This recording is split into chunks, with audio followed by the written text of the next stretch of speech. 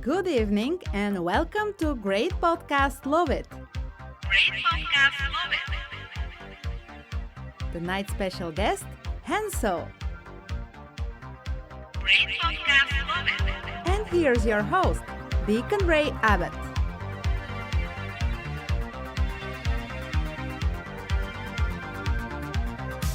Caller, east of the Rockies, you're on Great Podcast Love It. Who's talking? Hello? Can you hear me now? Yeah, I certainly can. How are you, brother? Doing good. How about yourself? Hanging in there. Now, how do you pronounce your name? Hanso or Hanzo? Hanso. Okay, that's But, fine. I'll accept anything, as long as people don't call me late for supper. You know what I mean? I know what you mean. So you've been doing some traveling lately, huh? Oh, yeah. Been out Texas way. Horrible state. I've heard it's overrated. Extremely. You've got your major cities, Dallas, Fort Worth, Houston, San Antonio, and then anything in between that is bitter waste, just nothing. And they're like, you go to these places like Canton, Texas, and there's like 8 people, and 9 of them are cows. It's just horrible. The closer you get to the Panhandle, the more desolate and just, Like western part of the state? Huh? The western part of the state. Oh, God. The west, the eastern part of the state is, you recognize that you're on Earth, Mm-hmm. and there's life. The further west you go, it's just hideous wasteland. Yeah, it takes a different breed to live out that way. At least what I know of It that. does, Way. and the people that live that way, they grow up there. It's just like, me. I watch these. I'm a big documentary nut, and I watch these places. I watch these documentaries about places, and I think, man, I'd love to see that. I'd love to go there. And then I step out my back porch over top of the New River, and I look into the mountains, and I think, nah, I'm good. I'll stay right here. Yeah, and it has to be. There has to be that much of that sort of. When you're raised there and your roots grow in that soil, it has to be the same way, even for people in West Texas. To me, it's a desolate wasteland. But to them, it's, to people that love that place, there's probably nothing like it. But not for me. Well, it's a certain stereotype of man that will romanticize his homeland. And there's something to that. There's a good quality to that, especially when you're in more of a rural setting. I mean, but then again, there's some guys who live in Cincinnati who are homers who love Cincinnati and wouldn't live anywhere else. And I've been there, and it's a trash heap. But, that's their trash heap, and they love it. Exactly. Yeah, I've been to Cincinnati a couple of times in my youth. My granddad was a scout for the Reds, and he had a lot of big time baseball connections. We'd go up there, we'd go see, every summer we'd go see a Braves game, and we'd go see a couple of Reds games, and he was kind of connected in the baseball world. And, we went to Ohio a lot to watch baseball, and we're treated really well up there. But as far as the city goes, God Almighty, it was horrible. That's pretty cool. You got a little connection to Major League Baseball. I never went to a professional baseball game because just wasn't a thing here. Yeah. I mean, I don't live too far from you, just a couple hours south. And baseball was Not never. even a couple of hours. Yeah. We're what? Well, it takes me about an hour to get to Pinnacle. Oh, well, yeah, you just in my my neck of the woods. So yeah, barely even. Pinnacle, that's a town no one knows.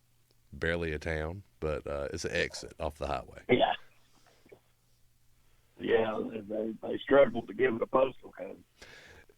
There was always when I was a kid, in school, when it get near winter, people start spreading rumors. It's snowing in Pinnacle, because that was the highest point in the county. That if it snowed there, then we got out of school. Yeah. And that get everybody's hopes up. But anyways, so man, been wanting to have you on the show for a while, and I know you've been hot about the issues. What's got you hot under the collar now? Oh, I'm steaming about the issues. I'm so hot. Let's see, you got gun control. That's an issue. Real hot about that. You got, of course, Donald Trump's the president. Hot about that. Mm-hmm. You got this up and comer Biden. He wants to overthrow the country. He's up for election in 2025. Hot about that. Just the issues in general. I'm hot about the back issues too. The stuff that was happening months ago. Well, the biggest issue we've faced this past month is, that tragic September day, September, what we call now 9/14, the passing of Norm Macdonald. 9/14.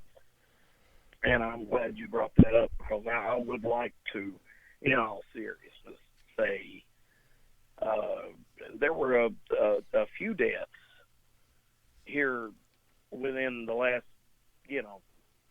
year that have really hit me hard. Tony Rice died on Christmas Day, which just, as a guitar player, that was my hero. Mm-hmm. That was really, really hard. But, somebody that appealed to a broader audience was Norm Macdonald. I mean, Norm, when it came to getting laughs, Norm was my hero. I've been huge Norm Macdonald fan since, I'm not Canadian, so I didn't know. I didn't know him from like his Toronto stand-up days. My earliest exposure to Norm Macdonald was Saturday Night Live, and loved him on Weekend Update. Loved every skit he was in. Just thought the world of him then, and he grew from that.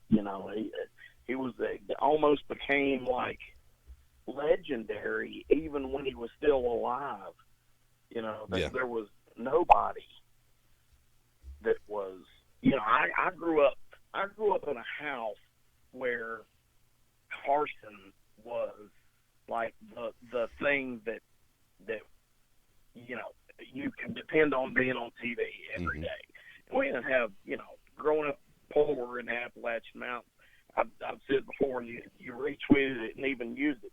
We were so poor, we jerked off the cat, jerked off the dog to feed the cat, and we were extremely poor growing up. But we had a clothes hanger draped off the back of the TV to watch Carson, and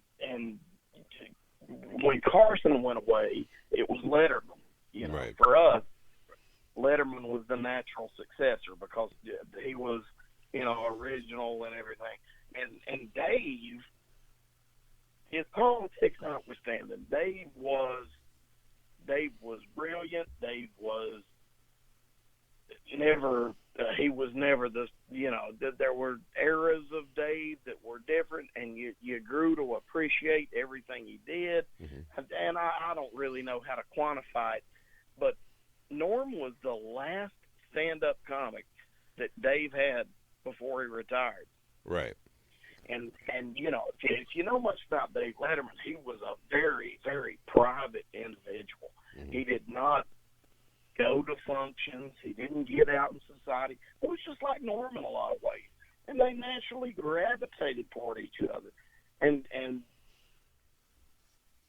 as a fan of Norm on Saturday Night Live, once he got off SNL and he did, dirty work, and you didn't hear from him for a long time, and then he starts showing up.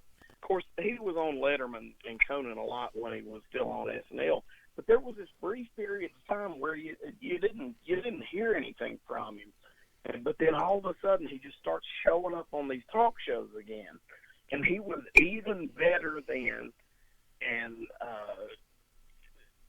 he went on to do a series of podcasts, and it was just like every new iteration, every time you saw Norm was almost like you were seeing him. You were shaking hands with an old friend, Mm-hmm. but he had transcended what he was before. I guess. But what I'm trying to say is you knew it was Norm, but he always got better. He was the same, but somehow better all the time. Every time you would find something new with Norm, you knew it was Norm, but it had really advanced. And by far, in my opinion, a lot of people, excuse me, a lot of people talk about Richard Pryor. Mm-hmm. A lot of people talk about, who's the greatest stand-up. Right. For me, it's Norm. I mean, the Norm was by far the best. I've watched hours and hours of his stand-up, and you can weigh it against anybody, and he will make you laugh consistently every time. And he demanded a certain amount of intelligence in his audience that I think, somebody like, Rodney Dangerfield, who is obviously one of the best that ever was, he was so rapid with his joke telling, and he said one time, he said, the reason I do that is by the end of my set, you might remember one or two jokes. That means that's only one or two jokes somebody else will steal. Right. And that's true, and he was one of the greats, but it wasn't smart comedy, No, and I think that's there's something important to that, and there also to the effect of Norm. Like, I don't think comedy should be over people's heads. Like, if you can't make me laugh, if you can't make my dumb cousin laugh, if you can't make pretty much the broad spectrum of people laugh, you're probably kind of a hack, or you're just a niche comic. You think about Norm's comedy had levels to where people who were maybe had a deeper taste for just the use of language. He could appeal to that. He could appeal to people's intelligence, but he could also still make, like, my normie dad laugh, And Rodney was like, Rodney said, like, do you want to make the highest 1% IQ laugh, or do you want to make the broad spectrum of people laugh? And you talk about Norm was gone for all those years, like from early 2000s up until about 2010, you didn't hear from him because he was on the road doing club gigs, being a comic. He always said in his interviews, Yeah. I just want to be a comic. I just want to make people laugh. Like, he what made him different from, like, a, or Richard Pryor, or well, Richard Pryor was always personal. He's about his personal life. Norm didn't do that. Um, People talk about George Carlin, and George Carlin's always pontificating, and he'd run over this script, this rapid fire script of criticizing. He'd always make it like he was criticizing the upper class, but really he was talking down to the lower class. At least the way I saw it. Norm didn't do that. He just literally told jokes. No, you're absolutely right.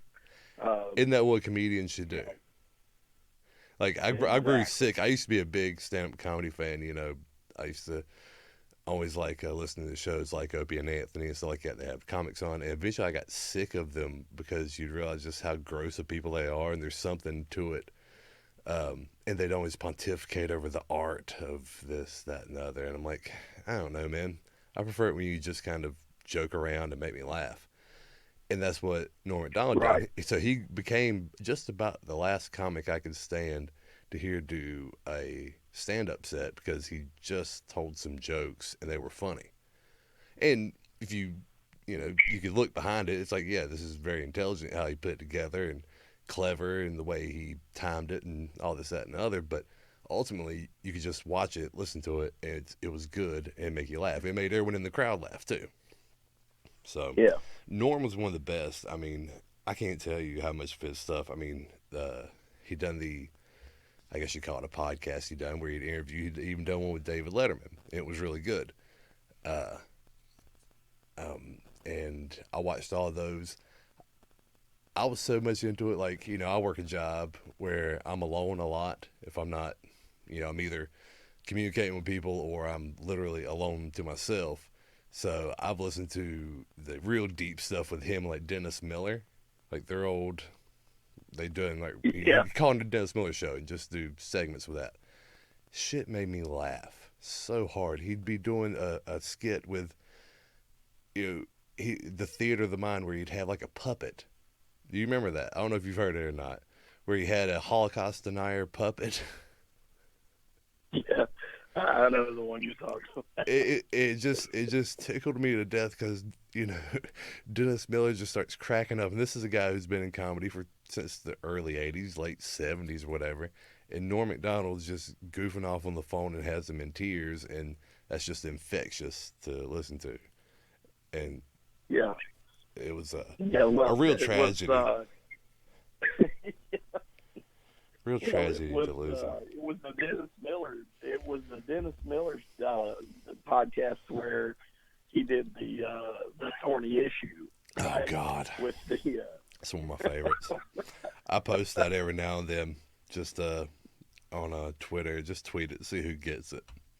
I'm like, there's about 4 or 5 people I know that have listened to that. Deep cut stuff. It was a thorny issue. I'm not even going to explain it. If you haven't heard it, they can find it themselves. Right. If you know, you know. Exactly. I don't like letting anybody in on the inside joke. You got to be cool enough to figure it out.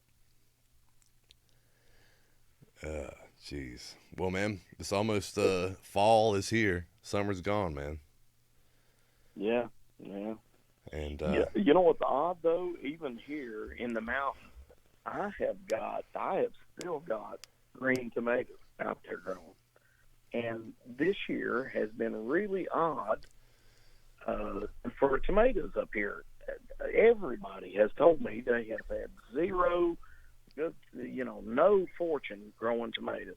I have had the best tomato growing season I reckon I've ever had.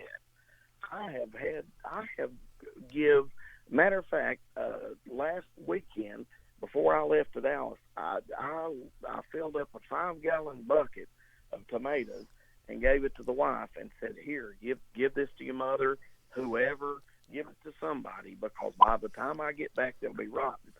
I have had probably 10 or 12 good tomatoes get eaten up by worms and didn't even miss them, because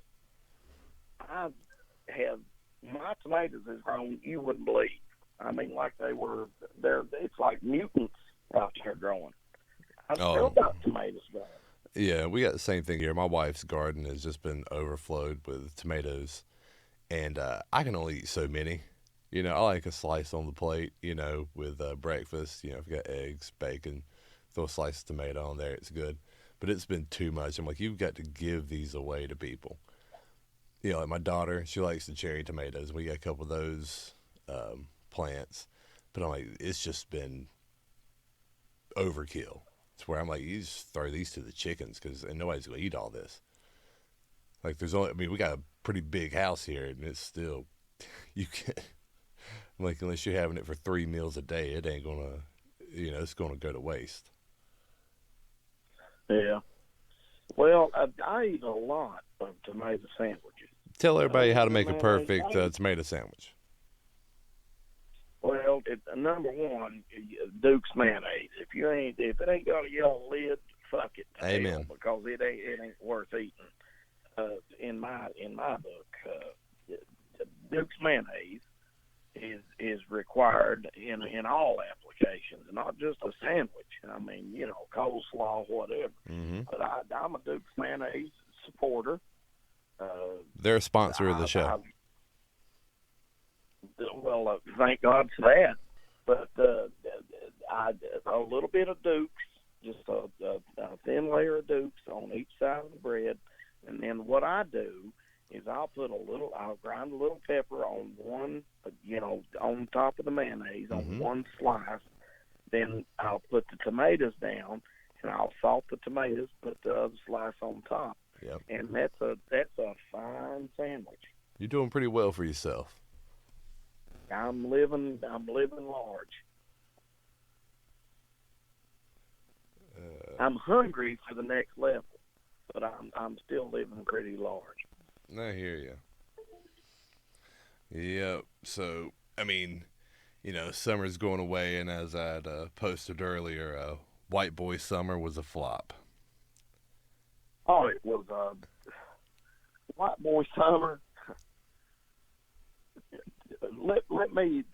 Here's what White Boy Summer was. It was a pissant running up an elephant's leg with rape on its mind. That's what White Boy Summer was. May as well have not even been mentioned. I mean, it was a good meme for a while on Twitter, but it couldn't live up to it because this summer sucked. I mean, at least in the big picture. I mean, for me, it was fine. I done pretty well. So, I mean, I had my own going on. But all in all, I'd say white boys had their asses handed to them and a mask put on their face. Yeah, it didn't really pan out. I was hoping for uprising, some kind of display of force or something. What can you do? I got things to take care of. I mean, I'm looking at Australia, and they're getting their asses handed to them by their own. So. Oh, yeah, no, I didn't mean us. I meant let somebody else do it, for God's sake. I'm too busy for insurrection. I ain't got time for it, but I was hoping somebody would. You would think with all the big talk out there. Yeah. Exactly. What a damn mess. Oh, you know what I saw today? I don't know, it just kind of caught my attention. I got online and I opened up the Google homepage, and every now and then they have these displays. I have like a display for a fake holiday or some tranny that done something at some point. But on today, they had this picture of Christopher Reeves. It was his birthday. He'd been like 70-something years old or 60 or something. But they didn't have Christopher Reeves like as Superman. They had Christopher Reeves in a wheelchair and that little plastic piece in his mouth to try and communicate. That's how they wanted to celebrate him. I thought you were going to say that he was going to be in White Men Can't Jump too.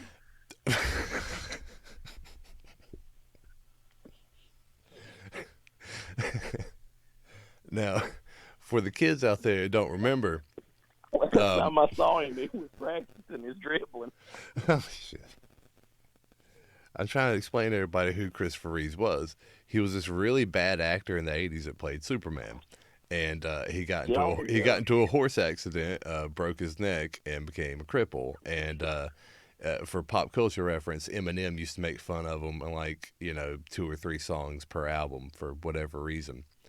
But it just says a lot that you can't commemorate a guy and make him look like a valiant hero in a display of strength, but they had to paint a picture of him in the wheelchair, and that's the state of 2021.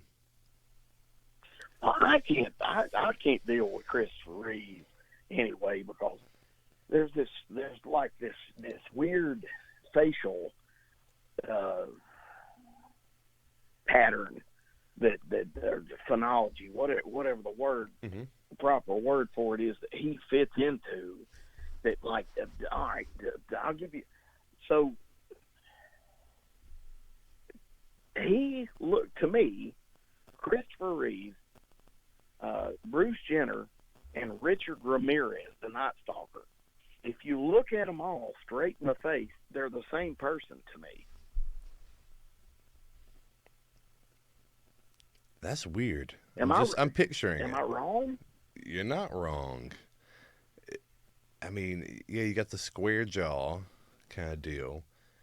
Yeah, but you got this almost Asiatic eye formation amongst the three of them, and they're very like high cheeked, like wide cheeked. Yeah. And then they've got I don't know. To me, they all look alike. And they're the same person, as far as I'm concerned. There might be something to that. Hanso.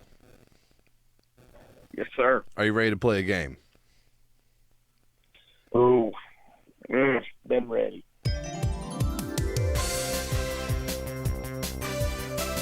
Now it's time to name that tweet. The rules are simple. The Good Bacon reads the tweet and you name the author. Hanso, are you ready? I'm ready. This is my favorite part of your podcast, because you always pull some kind of sly shit. Now, I haven't done this in a while, so this is going to be the end of summer edition. I haven't done this past few episodes, and I've been slacks, but we've got it. We're ready. Are you ready? I'm born ready, baby.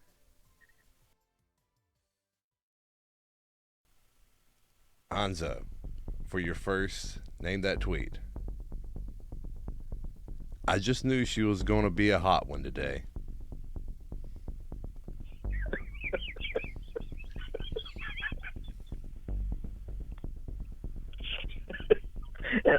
Am I allowed to say why that's jacked up? No. No. Okay.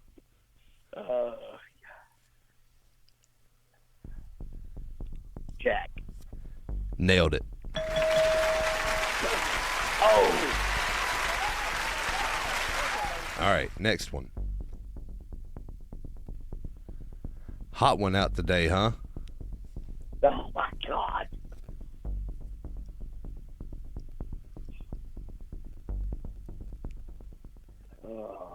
Buck. Nailed it.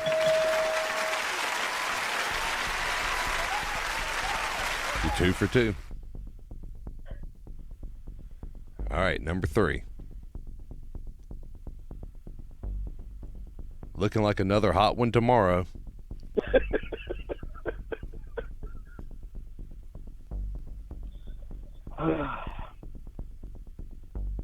Deacon Ray Abbott.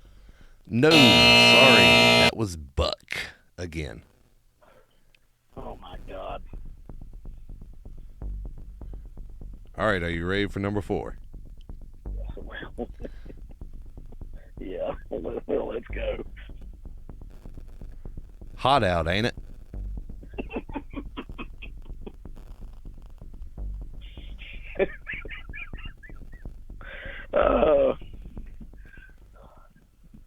Well, it's got the word "ain't" in it. It's either me or you. Well, it might be Jack. Oh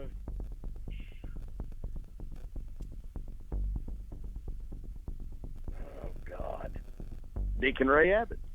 Nailed it. All right, you're doing better than anyone else has on this one. I'm going to switch it up a little bit. Number 5. Drenched in sweat. So fucking humid. Now I got to clock in. This is hell. McCall. Wow. Nailed it again. All right, number 6. This one's going to be a little different. Yes, at Hardee's, may I have a big hot ham? Gary Midnight. Wow. You got it again. All right. We're going to go for another one. Half a dozen. All right, hold on. Half a dozen farm fresh eggs, a rasher of bacon, and a pot of piping hot coffee. Ooh.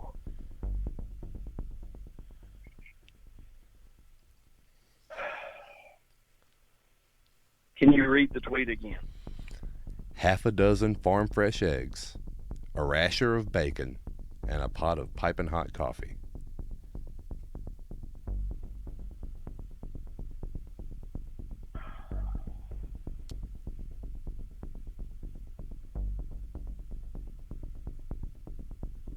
The Limeys use that rasher. Tim? No. Deacon Ray Abbott at the Wise Man Tweet. Oh man. See, if you were really in on it, you'd know that I stole that from Norm Macdonald. That was a callback, as they call it in the industry. Dang it. I overthought it. Mm-hmm. I was overthinking. All right, here we go. I think it's number 8. I'd be lying if I didn't say I was pretty hot right now, and not the sexy or sweaty kind.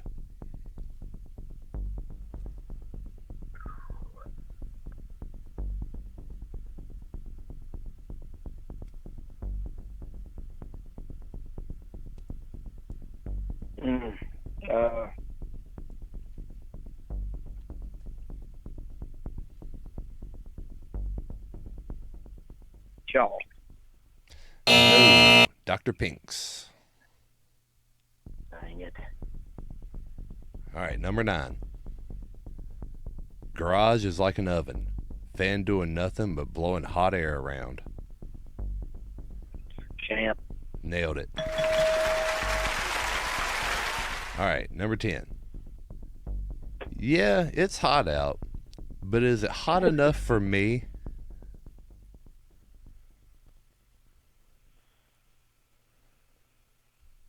Jack? No. At the Wise Man Tweet, Deacon Ray Abbott. Me. Oh, Deacon Ray Abbott. You chicanery. Well, let's be honest. I mastered the hot out tweet this year. I forced Yes, that you one. did. You really got, you got that rolling. I manifested the heat.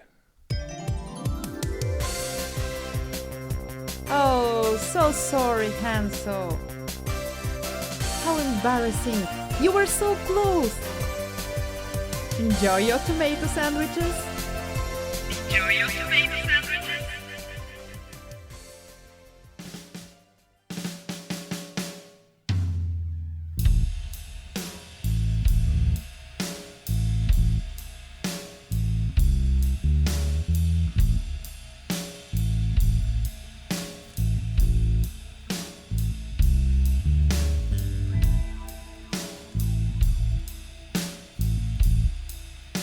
Do you think coffee is a game?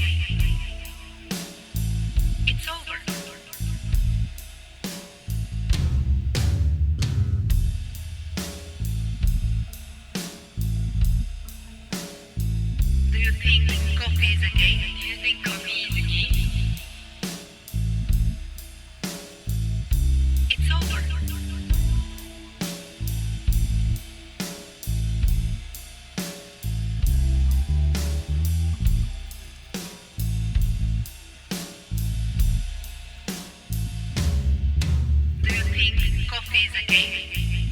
Do you think coffee is a game? It's over.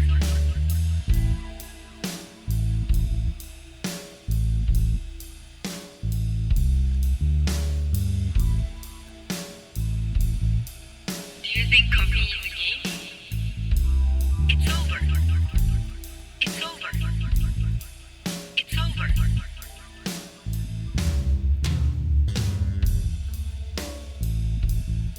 This call is now being recorded. Hey, I'm being recorded. What's going on, Jack? Not too much, man. I'm just doing that truck setting thing. You too? Yeah, it's good for a Friday, man. It's nice weather out. I got a nice view out here. Yeah, same here. I'm parked under a nice little shade tree out here in the country and just cracked a Red Bull, got a cigarette lit, and just enjoying the day. As a man should, sitting in his truck. There's nothing like truck setting. They can't take that away from us. You know, they won't take away all of our freedoms, all of our rights, but the one thing we'll always have is sitting in a truck. Even if we don't have any gas, we'll just go out and sit in it anyway. Hey, it's not called driving my truck. I call it truck sitting. That's right. So what's been going on with you, man? Nothing, man. It's just I'm worried about the issues. There's a lot of issues going on. There are a lot of issues going on.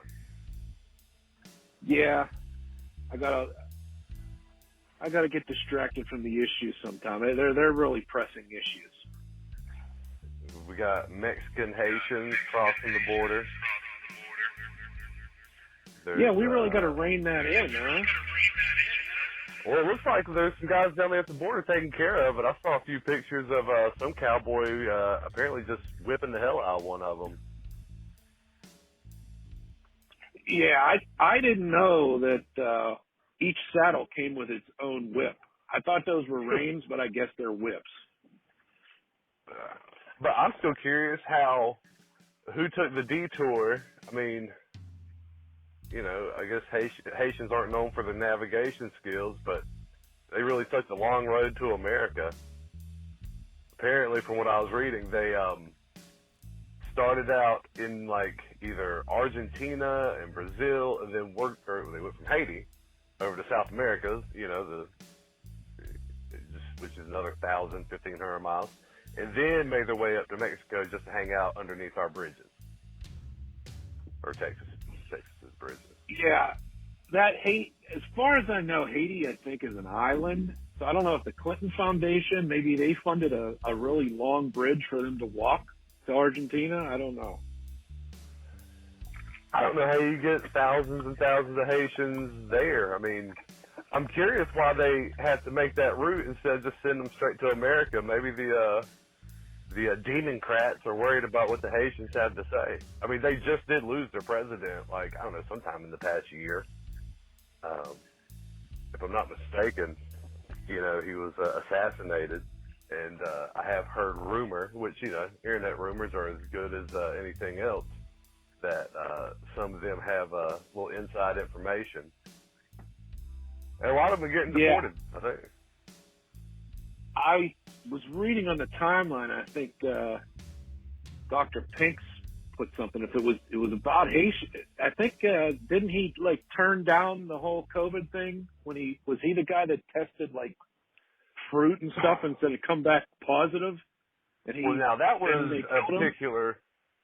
a particular African president, and one of the West Coast African countries. I get them confused. Being outside of, you know, well, they all look Guyana. the same. You know how that is. I mean, you know, they're all as former President Trump called it, shitholes. Yeah. Difference between those, but you know, West Africa, Haiti, there's really no difference, you know. And if I'm not mistaken, I think the Haitian president was assassinated. Wasn't keen on the whole COVID nonsense that was going on at the time, which has been going on. You know what they say, the 15 days. The hardest part of the 15 days to slow the spread is the first 18 months. Yeah, after that, it's all downhill, right? Well, we got a dark winter ahead. Another dark winter, great. Another one, yeah. That John Biden, he really likes to bring the dark winters our way. Well, he's done a bang up job. I saw him on television this morning. I made a trip to the gun store this morning, and they had the TV on, and President John Biden was up there. He was giving a very clear, concise speech, and one of the guys over in the corner said, "That ain't Joe Biden." I was like, "Well, what is it?" Is some 3D holograms? Like, nah, they make them wear masks. The fake John Biden.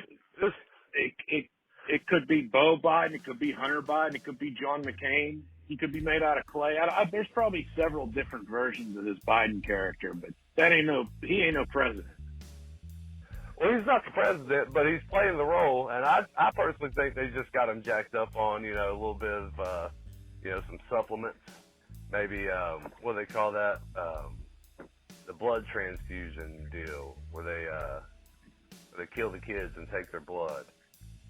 Hillary Clinton was big on that stuff. I can't remember what that's called, but I know what you're talking Forget the about. term. They probably get somewhere about it. But yeah, he's hopped up on goofballs and ice cream. Oh yeah, every time you see him, it's a different weird thing he's doing. Either he's whispering or he's screaming. He can't walk. He's mumbling. He's in bad shape, whatever that thing is. I mean, I will say, his run so far has been pretty funny. And that was my favorite part of Donald Trump, was just the laughter. I mean, we're laughing at him, not with him this time, but, at least we're laughing, right? Yeah, well, you know what they say. We're either laughing or crying, so we might as well laugh. Live, laugh, love, as I famously quoted. That's a good phrase to coin. I invented that. I don't go around bragging about it much. But, I let the world have that one. You was mentioning Dr. Pinks earlier. I've been remiss in not mentioning her. If you want a good follow with plenty of information, follow Pinks. I forget her at. What's her at, Jack? Words of Pinks? That's it. Now she can't say that I haven't praised her enough on the show. As she deservedly, should get. Well, she's everybody's favorite doctor on the timeline, so she does deserve the praise. A lot of good information comes out of that. She's well read. A good wife and mother who brings the facts forward. She's very well read, that's for sure. So what's the plans for the weekend?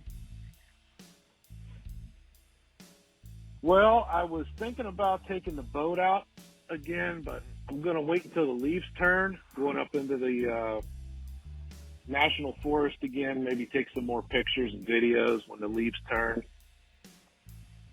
I've been wanting to try to ride my quad some more. I don't know what I'll end up doing. It's supposed to be nice, I think. I really don't keep track of weather or stuff. I just do whatever I want. Sometimes I get wet. Look, you can't change the weather, whatever it's going to be. I do not watch the weather, even though a lot of my work, or at least half my work, is dependent on weather. I'm like, well, it's going to be whatever it's going to be anyways. If it's nice, I'll get out there and do the outdoor work. If it's not, then I'll just switch it up. Can't stop it anyways. Well, we can't change the weather. That's not saying somebody else, is it? I've heard rumors. Have you heard of the HARP system? Yeah. I learned about that from Jesse Ventura. He says they control the weather out of Alaska. Is that where that's out of? I thought that would be out of D.C., but I guess they got enough stuff going on with the CIA and their false flags. Switch it up and take it out of Alaska. Well, you need more room. And Alaska's, if nothing, it has plenty of room there. Yeah, not a lot of eyes up there in Alaska. Well, I have heard that they are getting a lot of people migrating there. A lot of people leaving the lower 48 and going to Alaska, you know, to kind of prepare for whatever is going to come.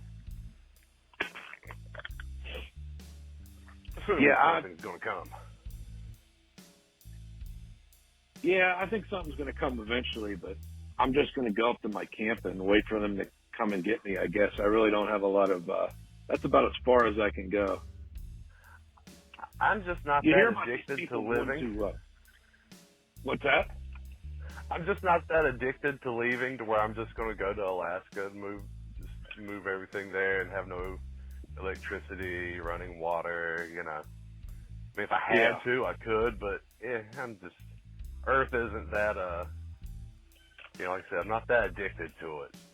I like it. It's nice. God gave it to us. It's good. But when it's time for me to go, I'm not going to kick and scream on the way out. Yeah, I'm going to stay right where I've basically been the whole time. You hear about these people, they wanted to go to New Zealand and all this stuff. I'm like, no, we've done enough here that we're not going anywhere else. If this is it, this is it. I'm not going nowhere else. Yeah, I'm going to hold it down.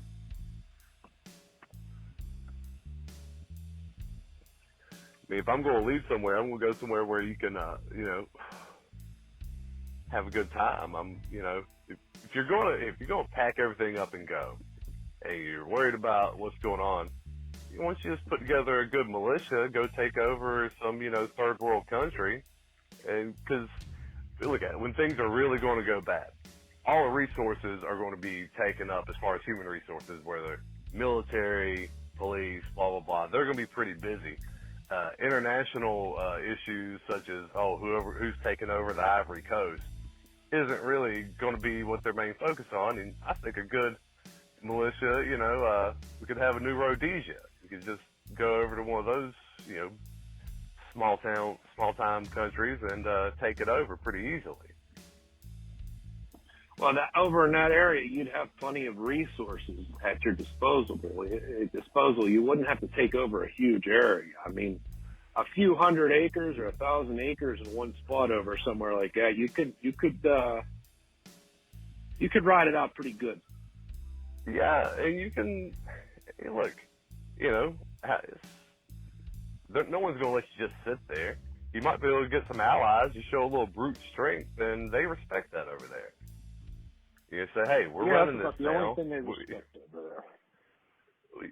I mean, you're not going to go over there and give them the, I was watching, I was listening to a podcast the other day with this African immigrant, came from the Ivory Coast, you know, well-to-do parents as far as, you know, that part of the world is concerned. And he's a very, libertarian, classical liberal, you know, type of guy. He's going over Locke and Adams and all these old economic philosophers. And, you know, I forget who, I posted a link to it, and one of our mutuals commented on it and just kind of laughed about it and said, this guy went through all this education, but there's no chance of him ever becoming president because he doesn't understand the concept of war, basically, over there, and that a warlord with some old weapons and enough fortitude to just take it is going to always rule those nations.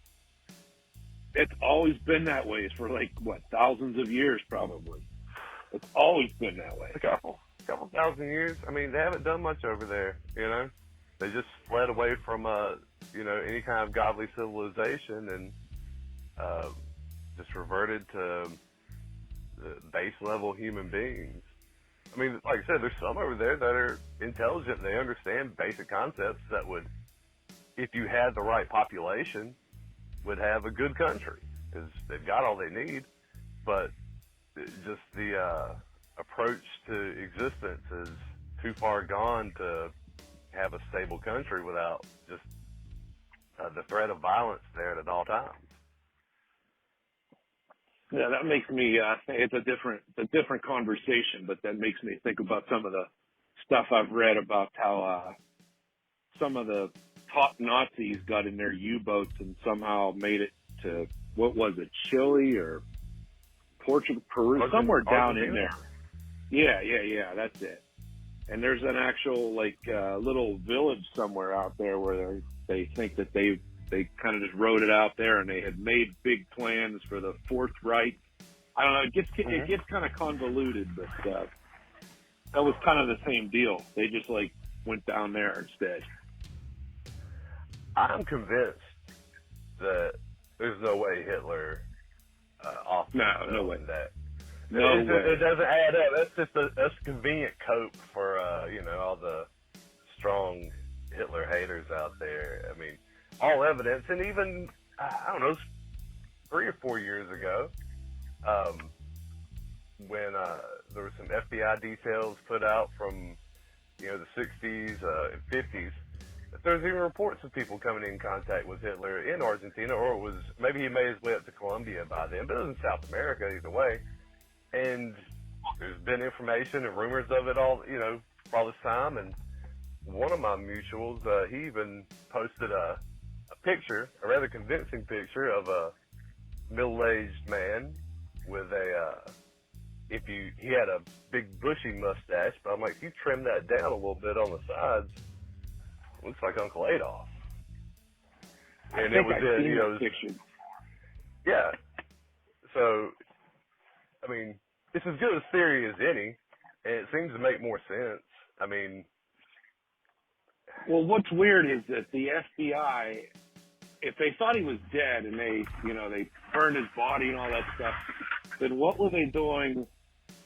Still tracking these reports of people seeing him or somebody that looked like him as far north as Bogota, like in 52 or something. You know what I mean? Right. That's what I was, talking about. Because while Trump was in office, he had those FBI papers released that were basically supposed to be focused around JFK, but they released a lot of other information with it. It was a big packet dump of, there was a lot redacted, but there was one, at least in particular, I remember reading. They were in Colombia, and there was reported contact with Hitler. And at some point, you're like, well, there's a lot more evidence pointing to that than the Soviet, story of, well, no, he just killed himself. He was just scared and outed himself and killed his dog and Eva Braun and all that, which he may have left, he may have left her behind. Who knows? Yeah, but dragging women along can be a hassle. Oh yeah, didn't they find the skull, or they did DNA test and it was the test that the skull that they had or whatever they had wasn't even it was a woman of a different time period. Something was real off about what they claimed that they had as far as his remains. I doubt very much that he killed himself. They probably flew out the day or two before with somebody, or did something like that. I mean, if anything, there was the dedication to keeping him alive. Just amongst the SS was too strong, I think, to let him go out like that. These were dedicated men, and they did, hey, for what it's worth, they did love their Fuhrer. Even in the midst of war, these guys weren't running away. They were like, okay, whatever we got to do, we're going to do. I mean, these guys were dedicated, so no reason to think that. I mean, there's everything proves around the end of World War II. The narrative has been picked apart and only held together by a lot of hope and cope amongst liberals and commies alike. So I'm pretty much predisposed that any other theory besides the narrative, I'm more prone to run with. Yeah, I mean, that stuff's been shoved down people's throats for 70 plus years of just constant, hey, this is how it is. And it's probably not. I mean, when we see everything else that is fake and gay, that's probably, what makes that untouchable as far as what happened down there. And it was a world war, so they could pretty much say whatever they want to say. There was only so many people at some of these places and seeing this stuff happen. So they can pretty much say whatever they want to say as far as the narrative. Well, whoever controls the press controls, the past, present, and in a lot of cases, the future. At least the perception of it.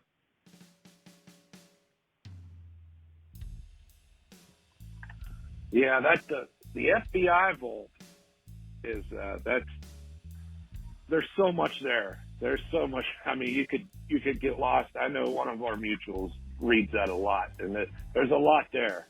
A lot of it's redacted and all that, but you can really put some pieces together. Of course, they'll never let you prove anything, but the stuff's there. Well, everything's so distorted, but it always makes you wonder, like, why did they even bother putting anything out? Oh, yeah. Like, we're going to release this, and all of it's got the black Sharpie over top of it. Like, is this a joke? What was the point of even putting this out? Yeah, you'll see some PDFs and the entire page just be black marked all the way through. It just had the header at the top. They're kind of screwy, but even then, the things they do let out, I'm like, are you just kind of giving half the truth? Because that's as good as a lie in a lot of ways. Yeah. It's just enough to where if people don't want to believe it, then they won't. But if you do want to, I mean, you can follow it pretty easily with everything else that's been released. But just enough distorted fact out there. Well, they were supposed to release all that JFK stuff, but they don't release most of it, and they're still claiming that it's some kind of national security issue this long after. It has nothing to do with JFK. It would lead to something else, not just him getting killed. It would lead to a bunch of other stuff that they can't let out. It's all one big giant rabbit hole. Yeah. Speaking of rabbit holes, we got to get to the bottom of this Gary Midnight saga. Last night. That was pretty disturbing last night. Well, he had that picture with that young lady. Gary Midnight's back on the prowl, dating, looking for a new wife. Then he just goes radio silent, and everybody's wondering where his status is, if he's okay. I waited until about 10 o'clock this morning, figuring, well, if he's alive, he's probably got his phone on.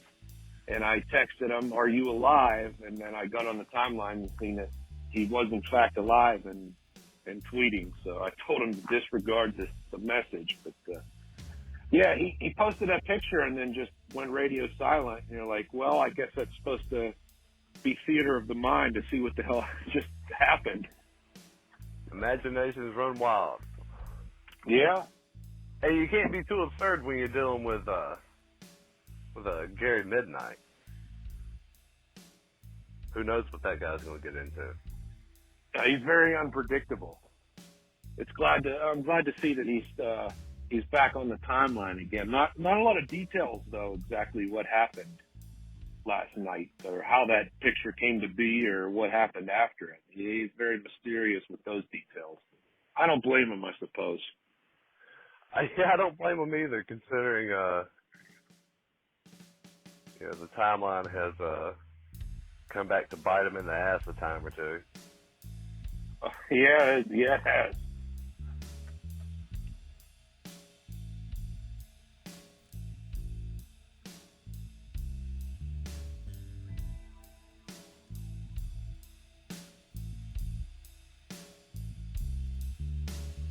And now, for your listening pleasure, from his upcoming album Normal Man, please welcome country and western star Gary Midnight.